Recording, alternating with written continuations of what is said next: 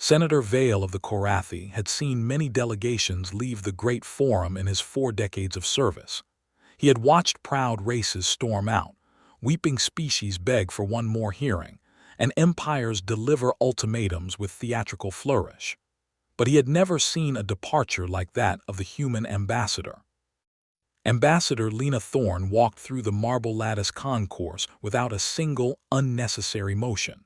Her aides followed behind her in precise formation, carrying no datapads, no diplomatic gifts, no ceremonial tokens of continued dialogue. The soft hum of the station's environment systems seemed to flatten against the hard silence they carried with them. Vale's throat fronds tingled with a sensation he had not felt since the border wars of his youth, a deep, instinctive warning that something terrible had already been set in motion.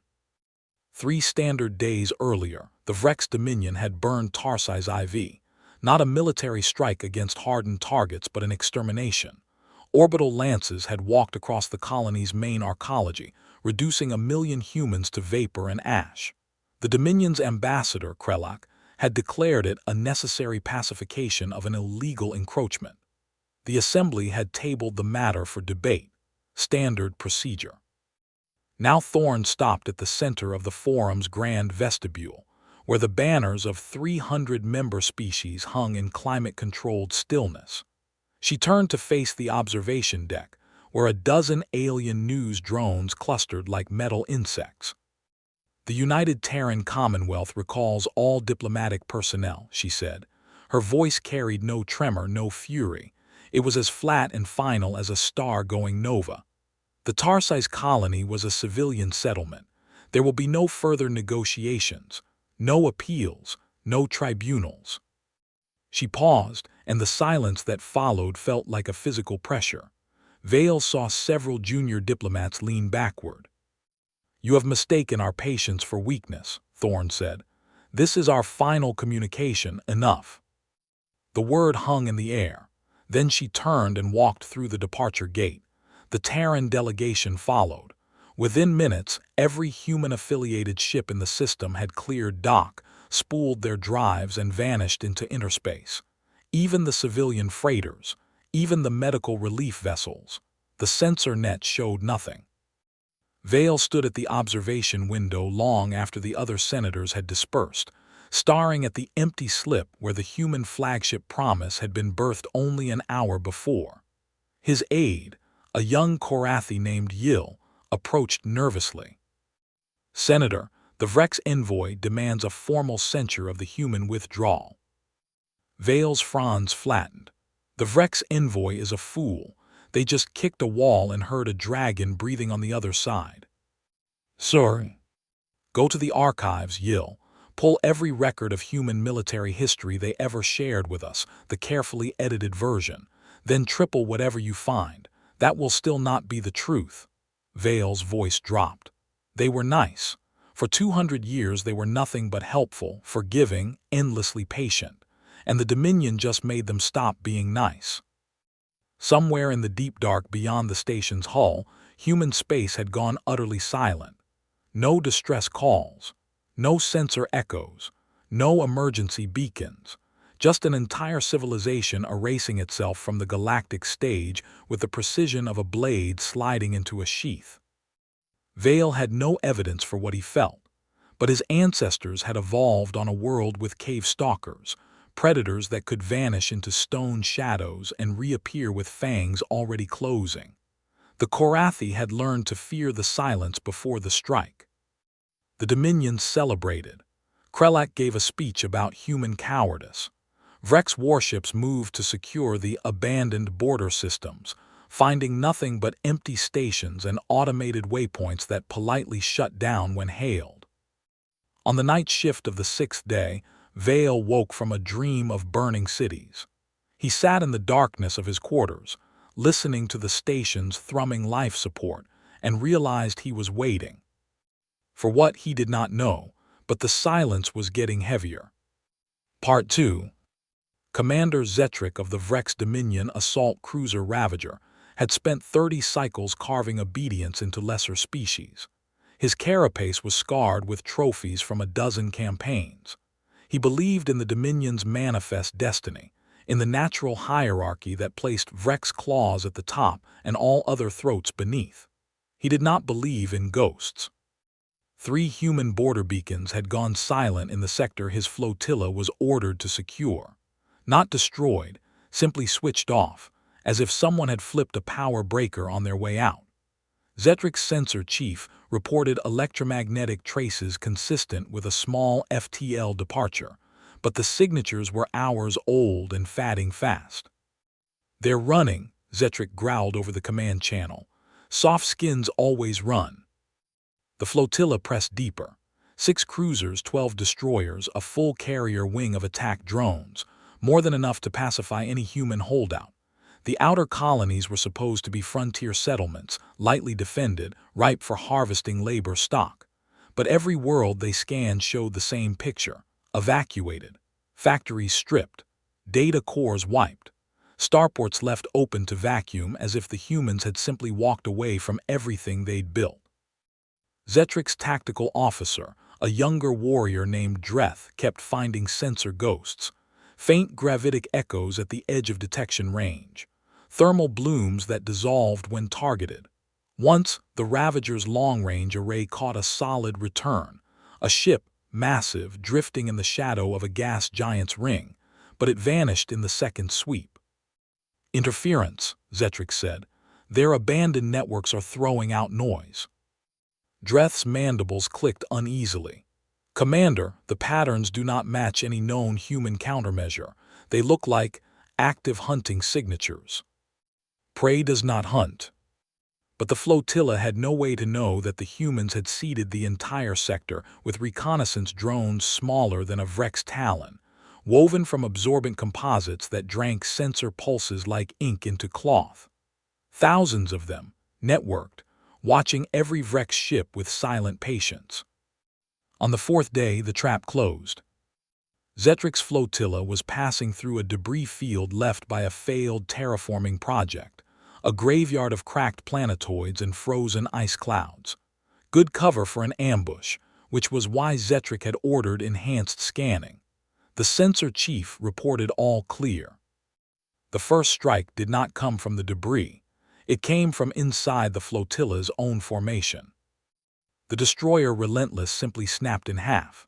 No missile trails, no beam traces. One moment it was there, shields at full integrity. The next, a section of its central spine buckled outward, and the ship tore apart as if a giant hand had wrenched it from within. Emergency beacons screamed for 3 seconds before the core went critical, and the Relentless became a short-lived star. "Report," Zetric roared. No weapon signature, no incoming fire. The structural failure began internally. The carrier Dominion's claw erupted next. Its attack drone bays detonated in sequence, a chain of explosions rippling along its flank. The ship heeled over, leaking atmosphere and blazing fuel. Zetric watched a squadron of his own drones receive an override command that locked their targeting systems onto the carrier they had just launched from. "Signal intrusion," the communications officer shrieked. "They're in our command net." "Who is?" The answer came across every channel, overriding encryption layers the Vreks had considered unbreakable. A human voice, calm and metronome-steady. "You crossed into our space without invitation. You burned a colony full of families, and now you are going to learn what happens when we stop asking nicely." The Ravager's tactical display dissolved into chaos. Human ships decloaked at point-blank range. Not the blocky diplomatic vessels the Vreks expected, but sleek predator forms with angled hulls and weapons ports already glowing hot. They had been lying in the debris field for days, powered down so completely that even the Ravager's best sensors had registered them as dead rock. Zetric's command lasted another 4 minutes. He watched his destroyers scatter and die. He watched Dreth's console explode, spraying shrapnel across the bridge. He managed to launch a single escape pod with a data burst containing the sensor logs, a desperate clawing at some kind of legacy. The pod's transmission, later recovered by a Vrex patrol, was fragmented. The last coherent segment was Zetric's own voice, stripped of its arrogance, trembling with something the Dominion had never heard from one of its commanders. They were always there, waiting, not hiding, waiting. They let us walk into a slaughterhouse, and we never even saw the walls. The transmission ended in static. Part 3. The Helix 3 shipyards were the Dominion's pride. 27 construction berths churning out warships, defended by a permanent garrison of 50 combat vessels and a layered grid of orbital platforms. The Vrex High Command considered it untouchable. The human assault began at the shift change, when the garrison was halfway through handover protocols, and the defense grid's attention was split between the outgoing and incoming command crews. Not a coincidence. The humans had been watching the yard's operational rhythm for weeks, cataloging every patrol rotation, every communication check-in, every moment of institutional slack. Admiral Naomi Cross watched the opening salvo from the bridge of the Vindicator, her face illuminated by the cool blue of tactical holograms. She did not smile. She did not clench her fists. She simply watched, the way a surgeon watches an incision. The first wave of Terran destroyers dropped out of inner space directly above the defense grid's command station, their emergent signatures masked by a curtain of jamming so dense it turned Vrex sensors into blind metal. Kinetic slugs traveling at a fraction of light speed punched through the station's shields before they could fully cycle. The command station died in silence, its crew vaporized before their nerve impulses could carry a scream to their brains. "Grid is headless," Cross's tactical officer reported. "Platform switching to autonomous targeting. Upload the spoofing package." The Vrex platforms, now running on local processors, received a flood of false targeting data. Friend or foe identifiers flipped. Threat assessments scrambled. Within 90 seconds, the defense grid began shooting at the very ships it was meant to protect. A Vrex cruiser took a full broadside from a platform it had passed safely for a decade. 2 destroyers collided while trying to evade fire that wasn't aimed at them. The human fleet moved through the chaos like a blade through exposed flesh. Their targeting was precise, almost surgical, but the effect was annihilation. Cross had given explicit orders: no orbital bombardment of populated sections, no indiscriminate fire. This was not a massacre, it was a dismantling. Then the boarding torpedoes launched. They punched through the hulls of disabled Vrex ships and the shipyard's main habitation ring, delivering squads of Terran Marines in heavy assault frames. The frames stood 3 meters tall, armored in layers of reactive composite, powered by microfusion cores that let them move faster than any Vrex soldier could track. Their weapons were close-quarters nightmares: rotary cannons, plasma lances, kinetic gauntlets that could punch through a bulkhead and the warrior hiding behind it. The Vrex fought. They were a warrior culture, bred for aggression, their bodies reinforced with subdermal plating and adrenal stimulants. They charged the human borders with the fury of a species that had never tasted defeat. They died in droves. The assault frames moved with a coordination the Vrex had no vocabulary for. Every Marine was linked to a neural network that shared sensory data, threat assessments, and positioning in real time. They fought as a single distributed organism, covering angles no Vrex could anticipate, setting crossfires that turned corridors into charnel houses. When a Marine took a hit, the frame's automatic systems kept them fighting. When the Vrex tried to overwhelm them with numbers, the humans simply backed into defensive positions and cut them down with mechanical patience. Captain Mara Voss led the push into the yard's central command hub.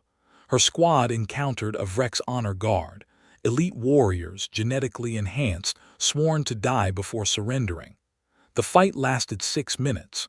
When it ended, Voss stood over the body of the Vrex commander, her gauntlet dripping with fluid that steamed in the recycled air. She keyed her comm. "Central Command is secure. Admiral Cross, the yard is ours." Cross's voice came back calm as ever. Casualties. 3 wounded, no fatalities. A long pause. Good. Patch me through to the assembly feed. I want every species in the galaxy to see what I'm about to say. The transmission that followed would be analyzed for decades.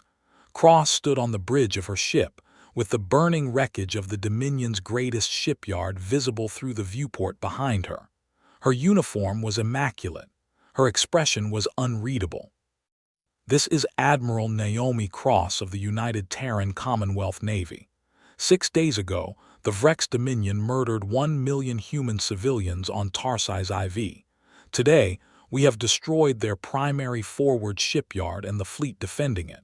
This is not revenge. This is consequence. She paused, letting the silence stretch. You believed we were weak because we chose diplomacy. You believed we were afraid because we preferred peace. You were wrong. We have studied war longer than your oldest civilizations have existed. We simply chose to be better than our history. You have now made that choice impossible. Her eyes seemed to find every camera drone at once. We are coming for the Dominion. To every other species watching this broadcast, we hold no grievance against you. But if you stand between us and those who murdered our people, you will share their fate. There will be no more warnings. The feed cut. The assembly chamber, light years away, sat in stunned silence. Senator Vale, watching from his quarters, felt his ancestors' warning instincts bloom into full, ice-cold certainty. The humans had stopped being nice, and the galaxy was only beginning to understand what that meant. Part 4. The Assembly of Worlds convened in emergency session within hours of the Helix 3 footage spreading across every news feed in known space. The Great Forum's amphitheater, designed to seat 3,000 representatives, was packed to capacity, and then some. Observers crammed into overflow galleries. Drones hovered in thick clouds above the speaking floor. The air processors strained to handle the metabolic output of so many agitated species. Ambassador Krelak of the Vrex Dominion took the speaking platform first, his carapace polished to a mirror sheen, his voice amplified to a bass rumble that vibrated the floor. Behind him hung a hologram of the burning shipyards, carefully cropped to show Vrex casualties rather than the initial massacre that had provoked the attack. Behold the face of humanity, Krelak thundered. They claim to be diplomats, peacemakers, the voice of reason. Yet look at what they have done. This is not warfare, this is extermination. They butchered thousands of warriors who were merely defending sovereign territory. They burned 1 million civilians. The voice cut through Krelak's speech like a blade through chitin. It came from everywhere, resonating from the forum's communication arrays as if the station itself had decided to speak. The central holographic projector flickered and resolved into the figure of Admiral Naomi Cross. She stood in the same uniform she had worn during the Helix 3 broadcast, her posture perfectly straight, her hands clasped behind her back. But the backdrop had changed. Behind her, a wall of display screens showed images, not the sanitized battle footage the Vrex had presented, something far worse. Since you seem eager to discuss atrocities, Cross said, let's have that conversation. The screens came alive. Aerial footage from Tarsi's IV, captured by human orbital satellites before they were destroyed. Residential blocks melting under orbital lances. Evacuation transports being shot down as they tried to flee. A school, clearly marked with humanitarian sigils, collapsing into a crater of fused glass and carbonized remains. Then other images, older, Vrex extermination camps on conquered worlds, mass graves, processing facilities where prisoners of war were sorted by species and physical utility before being shipped to labor colonies where the average lifespan was measured in weeks. The forum erupted in noise, horror from some delegations, outrage from others, and from a few guilty silence. Krelak's carapace flushed a deep, angry crimson. Fabrications, human propaganda. The files are time-stamped, geotagged, and verified by 15 independent monitoring agencies, cross-interrupted, including 3 that are operated by species currently allied with the Dominion. We've transmitted the full dataset to every delegation. Review it at your leisure. She took a single step forward, and somehow the holographic projection made it feel like she was standing directly in front of Krelak, though they were separated by light years of void. The United Terran Commonwealth is not here to debate. We are not here to negotiate. We are here to deliver terms. 1. The Vrex Dominion will issue an unconditional surrender within 1 standard week. 2. All Vrex military assets will be decommissioned under human oversight. 3. The Dominion's leadership, including you, Krelak, will stand trial for crimes against sentience. Krelak's mandibles snapped wide in a gesture of pure fury. You dare demand the surrender of the Dominion. You, a species that has existed in space for barely 2 centuries. We have ruled star systems since your ancestors were crawling out of their oceans. Cross did not flinch, and we were waging war before your star even ignited. You've had 10,000 years to learn wisdom. We've had 5,000 years of recorded history, and in that time we have fought more wars, invented more ways to kill, and then stopped ourselves from using them more times than your entire civilization has existed. You think the last week was war. That was a warning shot. She let the word settle. You have 1 week, unconditional surrender. If you refuse, we will not negotiate again. We will not accept a ceasefire. We will prosecute this conflict to its inevitable conclusion, and the Dominion will cease to exist as a political entity. This is not a threat. It is a prediction. Krelak straightened, every line of his body radiating defiance. The Dominion does not kneel. We're not asking you to kneel, Cross said. We're asking you to live. She dissolved into static. The forum erupted into chaos. Krelak stalked off the platform, surrounded by his guards, his fury palpable. But Senator Vale, watching from his delegation's booth, noticed something that made his fronds go cold. As Krelak passed the threshold, his gait faltered for a single step, a hitch, a stutter of uncertainty. The Vrex ambassador was afraid. And somewhere in the deep dark, humanity's fleets were still moving. Part 5. The Vrex Dominion had one final card to play, a weapon so terrible they had sworn never to use it against any species that might one day retaliate. But the humans had made it clear there would be no future negotiations, no diplomatic off-ramp. If the Dominion was going to fall, it would drag humanity into the grave with it. They called it the Sun Killer, a gravitic resonance device capable of destabilizing a star's core, triggering a premature nova. Deploying it required a massive fleet to shield the delivery ship because the weapon was delicate and the launch window narrow. But if it reached firing position, nothing, no shield, no armor, no escape trajectory, could survive the resulting stellar cataclysm. The target was Nexus Point, a binary star system where humanity had concentrated its forward fleet for the push toward the Vrex core worlds. 50 Terran capital ships, 200 support vessels, and 6 fleet carriers. Destroy that assembly, and the human war machine would be crippled for years. High Warlord Torek commanded the Sun Killer operation personally. His flagship, the Dominion's Wrath, led a fleet of 300 warships on a hard burn toward the system's outer edge. The weapon ship, a converted heavy freighter stuffed with gravitic projectors and containment fields, flew at the center of the formation, protected by overlapping shield layers. Detection risk, Torek demanded. Minimal, his sensor officer reported. The humans have withdrawn their outer pickets.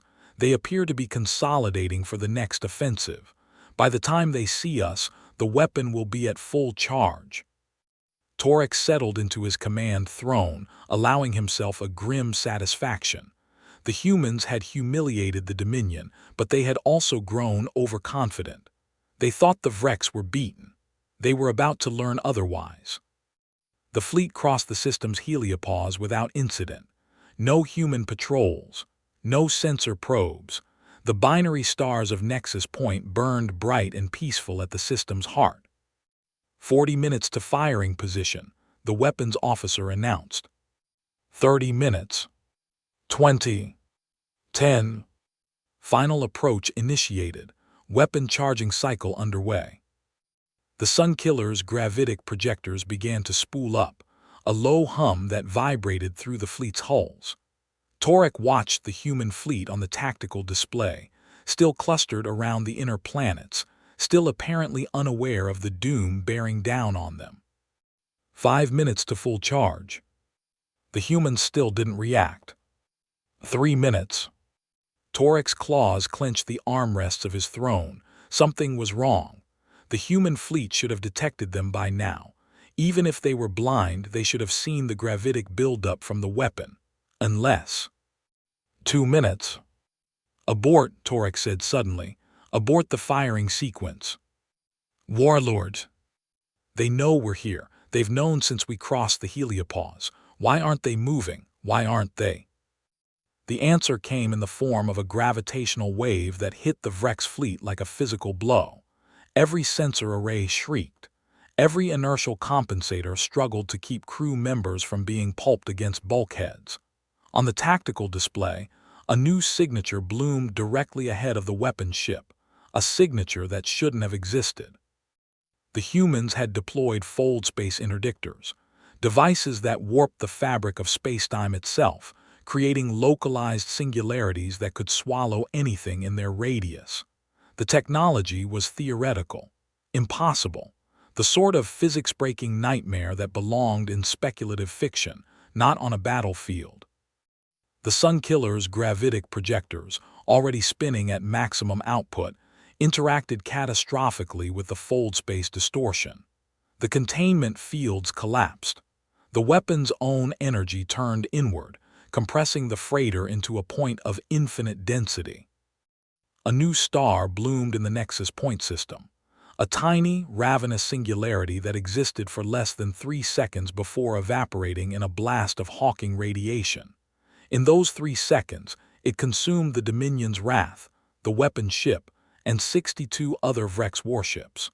The rest of the fleet, caught in the gravitational shear, was torn apart like wet paper. Torek had time for exactly one thought before his flagship crumpled around him. They let us come. They let us charge the weapon. They wanted us to see it fail. The surviving Vrex ships, fewer than a dozen, scattered in blind panic. The human fleet, finally stirred into motion, hunted them down with methodical precision. Not a single Vrex vessel escaped the system. Admiral Cross watched the after-action report scroll across her display. Her expression was still unreadable, but Captain Reyes, standing at her side, caught the faintest tightening around her eyes. "They tried to kill a star," Reyes said quietly. "If they'd fired." "They didn't," Cross said. "And now the rest of the Dominion knows that even their ultimate weapon means nothing against us. I want the battle logs declassified and broadcast across all assembly channels within the hour. Every species in the galaxy needs to understand what just happened." "Message, ma'am." Cross considered for a moment. "Not from me, from the Nexus Point fleet. Let them say it." The message that went out, in the voice of a junior communications officer whose name history would never quite capture, was simple. "You sought war, you found it. The Dominion's most powerful weapon has been neutralized. Their fleet is destroyed. We continue to advance. Surrender remains an option." Part 6. The defections began within days of the Nexus Point battle. Vrex client species, long held under the Dominion's brutal rule, watched the footage of their overlord's fleet being torn apart by human technology that defied known physics. They watched the humans offer surrender again and again, even as they advanced, and many of them concluded with the cold calculus of survival that the Dominion's era was ending. General Kai Akafer received the first delegation in a prefabricated command bunker on a world whose name didn't matter anymore, a place the Vrex had strip-mined into a barren husk. The delegation was Korathi, the same species as Senator Vale, though these individuals were military officers who had served the Dominion under duress. Their leader, a battle-scarred veteran named Vorik, knelt before Akafar in a gesture of submission that clearly cost him every ounce of his pride. "We offer intelligence," Vorik said, his translator rendering his voice flat but his body language screaming desperation. "Vrex fleet positions, defense grid frequencies, codes that will let your ships bypass the outer minefields. In exchange, we ask for mercy." Akafar stood motionless for a long moment. He was a tall man, broad-shouldered, his dark skin weathered by decades of service. His uniform was plain, functional, devoid of the medals he could have worn. He looked at Vorik with an expression that was neither hostile nor welcoming, simply evaluating. "You fought for the Dominion," Akafar said. "Your ships were at Helix 3. You fired on our boarding craft. 4 of my Marines died because of Korathi gunners." Vorik's fronds wilted. "We had no choice. The Dominion holds our homeworld, our families." "I know," Akafar interrupted. "We've read the files. We know about the hostage protocols, the punitive raids, the execution quotas. We know you were enslaved as much as conquered."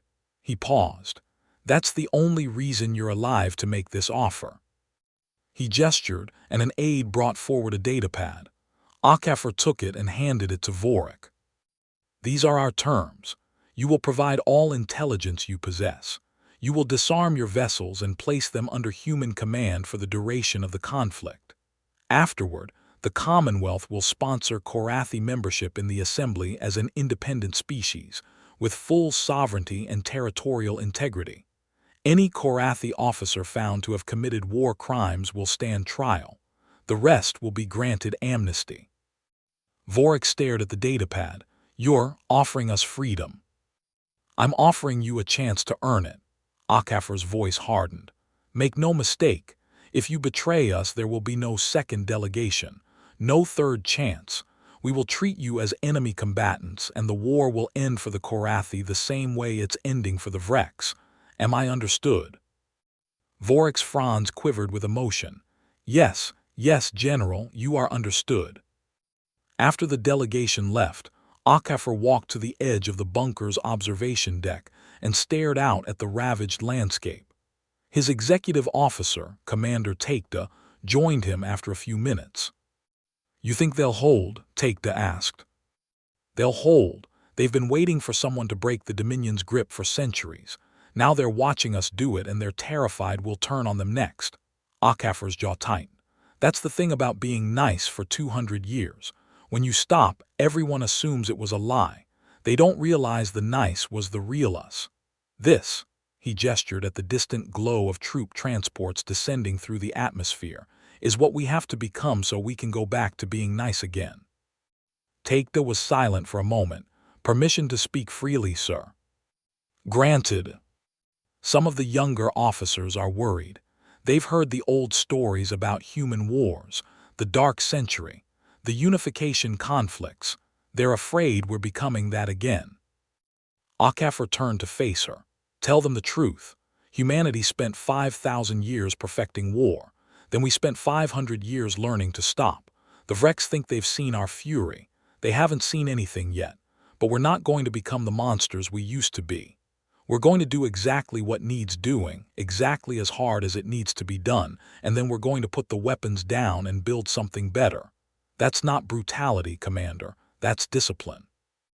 He looked back at the horizon, where the first human garrison ships were touching down on a world that had known nothing but suffering for generations.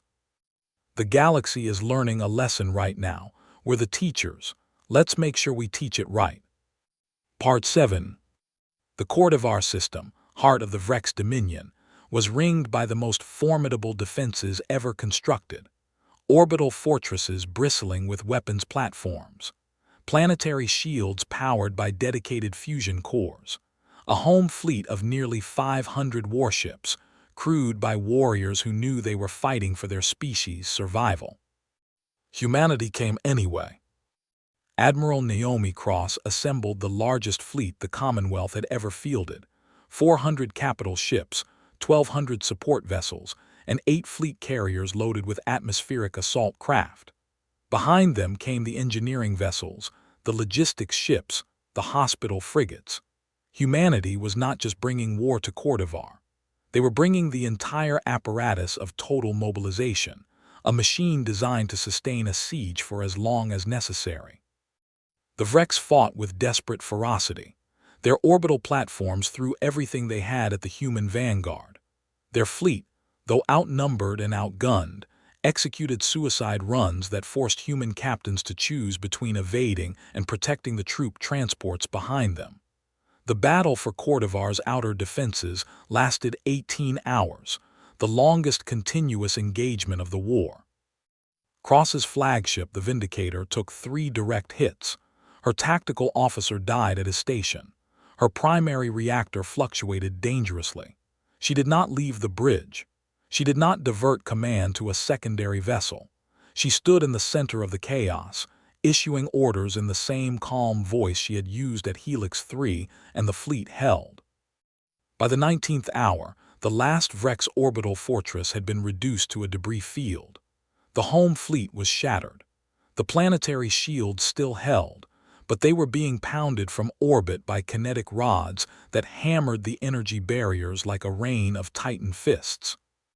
Cross opened a channel to the Vreks High Warlord, a battle-scarred ancient named Grackle, who had assumed command after Torek's death at Nexus Point. "High Warlord Grackle," she said, "this is Admiral Naomi Cross. Your orbital defenses are gone, your fleet is destroyed.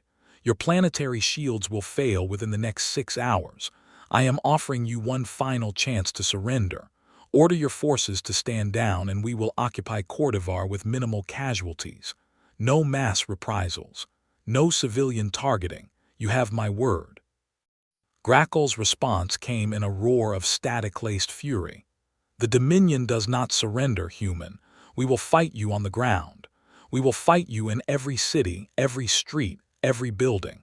You will drown in our blood before you take this world." Cross closed her eyes for a moment. When she opened them, something had shifted in her expression, something that Captain Reyes, still at her side, had never seen before. Not anger, not sadness, something older and heavier.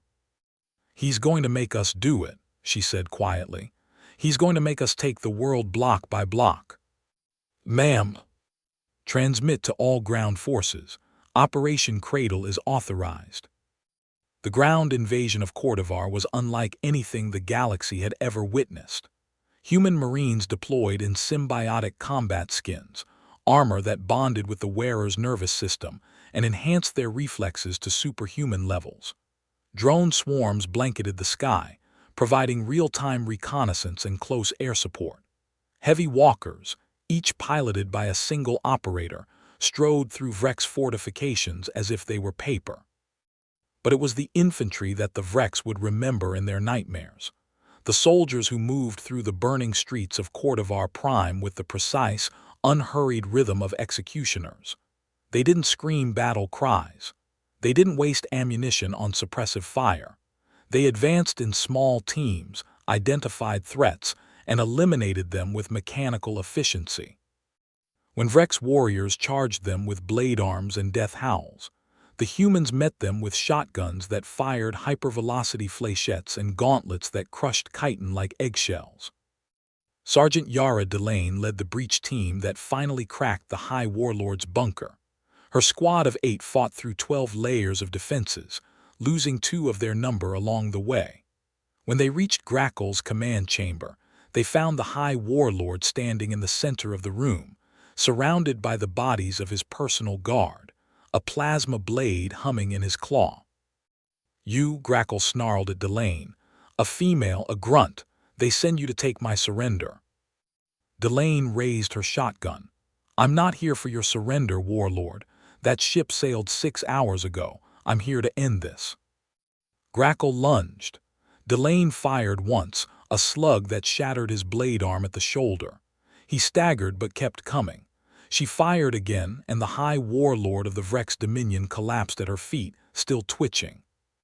Delane looked down at him for a long moment. Then she reached down, picked up the fallen Vrex battle standard and placed it at her own feet.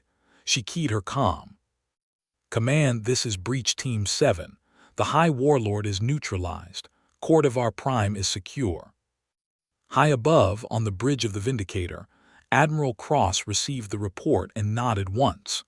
She opened a channel that would broadcast to every Vrex world, every assembly delegation, every corner of known space. "This is Admiral Naomi Cross of the United Terran Commonwealth. The Vrex Dominion has fallen. Cordovar is under human control. The war is over." She paused. "We did not seek this conflict. We did not want it. But when we said enough, we meant it. To every species watching, humanity will not be your conqueror. We will not be your masters, but we will be your consequence if you force our hand. Learn from what happened here. We are giving you that chance. Do not waste it." The transmission ended. In the ruins of Cordovar Prime, Sergeant Yara Delane knelt beside the body of a fallen teammate, closed the soldier's eyes, and allowed herself exactly 10 seconds of silence. Then she stood up and got back to work. Part 8. The war ended, as all wars do, with paper and promises and the long, slow work of reconstruction. But this time, the paper had teeth. The Accords of Tarsize, signed by every species in the Assembly of Worlds, established a new framework for interstellar law. Aggression against a sovereign species would be met with collective military response, coordinated by a standing peacekeeping force. War crimes tribunals would have binding jurisdiction. Client species held in bondage would be emancipated under a strict timetable, and the United Terran Commonwealth would provide the backbone of the enforcement fleet. It was not an empire. Humanity did not claim territory, did not demand tribute, did not install governors on conquered worlds. But every government in known space understood the unspoken reality. The humans were watching, and the humans had proven with horrifying clarity what happened when their patience ran out. The Vrex Dominion was dismantled. Its surviving leadership faced trial before an interspecies tribunal, and most would spend the rest of their lives in detention facilities that humanity helped design. Facilities that were humane, secure, and utterly inescapable.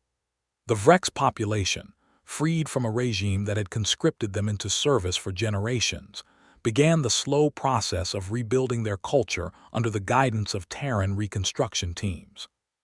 Senator Vale returned to the Great Forum for the first time in nearly 2 years. The station felt different now, quieter, more watchful. The human delegation had returned, led by a new ambassador, a soft-spoken diplomat named Amara Okonkwo who smiled easily and listened more than she spoke. The contrast with the last human Vale had watched depart this station was so stark it felt almost jarring. He found himself standing beside her at a reception, both of them watching alien representatives mingle beneath the banners of 300 worlds. The Korathi banner hung high among them now, no longer a vassal's rag but a sovereign standard. "Senator Vale," Okonkwo said, turning to him with that gentle smile, "I've read your dispatches from the early stages of the conflict. You understood what was happening before most of your colleagues did." Vale's fronds shifted in a Korathi shrug. "I recognized the silence. My species learned to fear it long ago." "And now?" He considered the question. "Now I wonder what else you're still holding back." Okonkwo's smile didn't change, but something in her eyes sharpened. "A great deal, Senator. More than you can imagine, but we'd rather never have to show it." Months later, on a planet whose name the galaxy was trying to forget, a Terran reconstruction worker named Elias Vance sat on the edge of a half-rebuilt habitation block and watched Korathi children play in a courtyard that had once been a killing field. Vance was a veteran of the Cordovar ground campaign, his right arm a prosthetic replacement for the limb he'd lost in the bunker assault. His job now was infrastructure, power grids, water purification, the unglamorous machinery of civilization. One of the Korathi children, a small female with bright, curious fronds, approached him hesitantly. She carried a metal toy, a crude model of a starship shaped from scrap. "You are human?" she asked, her translator rendering her voice in a child's piping tones. "I am," Vance said. "My mother says humans destroyed the Dominion. She says you are dangerous." Vance looked at the toy, then at the child, then at the rebuilt walls rising around them. "Your mother's not wrong. Then why are you building our houses?" It was the question that the whole galaxy was asking, in one form or another. Why did the species that had unmade the Vrex fleet, weaponized fold space, and walked through the worst the Dominion could throw at them now spend its days laying pipes and pouring foundations? Why did the terrifying warriors who had conquered Cordovar now work alongside Korathi engineers, teaching them techniques that would let them maintain their own infrastructure long after the humans left? Vance thought about it for a long moment. The child waited with the patience of the very young. "Because we know what we're capable of," he said finally. "That's the thing. When you know exactly how much damage you can do, you learn to be very careful about when you do it. We spent thousands of years learning to destroy. Then we spent hundreds of years learning to build. We're good at both, but we like building better." The child tilted her head. "I don't understand." "Most adults don't either," Vance said. He picked up a piece of scrap metal and with his prosthetic hand bent it into a small, precise shape, a flower crude but recognizable. He handed it to the girl. "Let me put it this way. We can be the worst thing in the universe when we have to be, and because we know that, we choose to be something else whenever we can, not because we're weak, because we're strong enough to make that choice." The child took the metal flower, her fronds twitching with something like wonder. Vance stood up, dusted off his pants, and turned back toward the half-finished power station. Behind him, on the edge of the courtyard, an elder Korathi watched the exchange with ancient, knowing eyes. She had survived the Dominion occupation, survived the human invasion, and now survived the reconstruction. She had seen cruelty and kindness from a dozen species. But she had never before seen a predator that chose to be gentle. That, she realized with a chill that was not entirely unpleasant, was the most terrifying thing of all. High above, in the deep black where the warship still patrolled, the Vindicator continued its endless watch. On her bridge, Admiral Naomi Cross reviewed readiness reports and deployment schedules, ensuring that the peace humanity had fought so hard to win would hold. Her tactical officer approached with a datapad. "Ma'am, intelligence reports a potential incursion on the fringe. Small scale. Raider activity possibly." Cross took the pad, scanned it, and nodded. "Dispatch a patrol squadron. Standard rules of engagement, warn first, fire only if fired upon. And if they don't heed the warning." Cross looked up, and for just a moment the mask slipped. The officer saw something in her eyes that was not anger, not weariness, but a profound and ancient sadness, the weight of a species that had hoped to leave war behind and found it waiting anyway. "Then we'll remind them," she said quietly, "why humanity says enough." The officer saluted and withdrew. Cross turned back to the viewport, where stars wheeled slow and silent against the infinite dark. Somewhere out there, someone was about to make a very old mistake, and humanity would be ready. Not because they wanted to be. Because they had to be.